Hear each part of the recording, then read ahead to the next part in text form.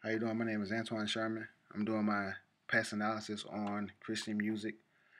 Christian music being a part of my life for a long time, um, very very long time. I used to play drums in the church when I was younger. Um, Actually converted over just by the inspiration through the music. A couple of my favorite artists are Molly Music, Marvin Sapp, J Moss, and James Fortune. Molly Music is a new artist to the genre of music.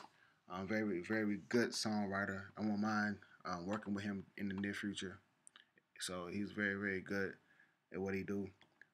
Christian Music Trade Association was established in 1993 as a nonprofit organization. Um, they thrive on building communities, and they are for music piracy, which I am for too. That's any unauthorized piracy is any unauthorized file sharing, CD burning, or other downloading. Holy hip hop is a big conflict between Christian music and holy hip hop. Traditional churches and ministers argue that there is nothing holy about hip hop, which I agree with them. Hip hop is very satanic and is against everything that God says in the Bible, which is true. Hip hop is considered really music, in case people don't know that. um, the recession made a big impact on the music industry as a whole.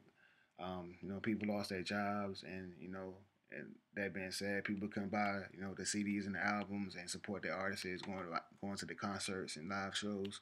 So they made an impact on the music industry. The GMA, also known as the Gospel Music Association, was founded in 1964. Their mission is to promote, expose, and celebrate the gospel through music. The GMA is pretty much the voice of the Christian gospel community. They also have 4,000 members that consist of managers and church leaders and radio personnel. The street need gospel. Simple as that. Simple as what it says. The street need gospel. The ministers go to the streets and it's preaching the gospel and trying to get people to convert over and save souls. So they go out to communities and preach gospels. In my neighborhood, they used to hold a tent service. So they doing that everywhere.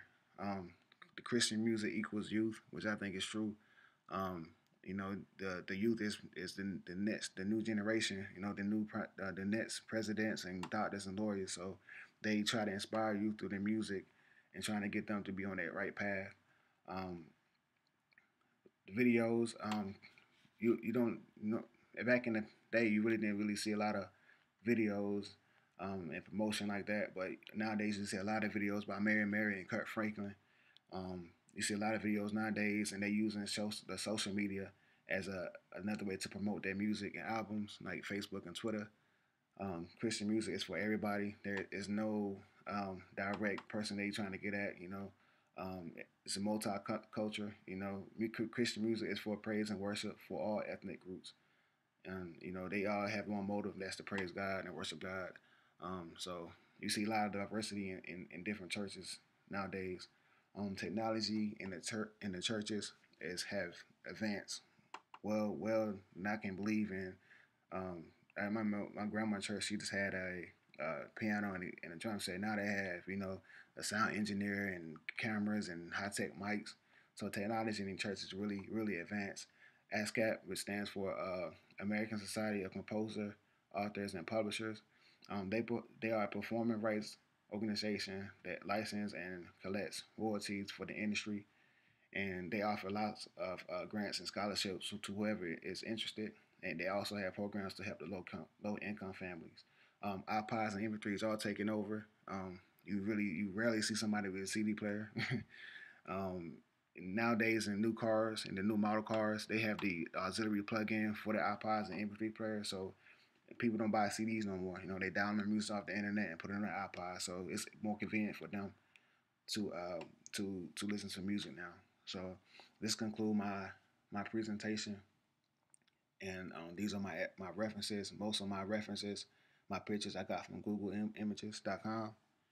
Um, and most of my research I know offhand, or I kind of dig in a little deeper to research. So this concludes my presentation. Thank you for listening.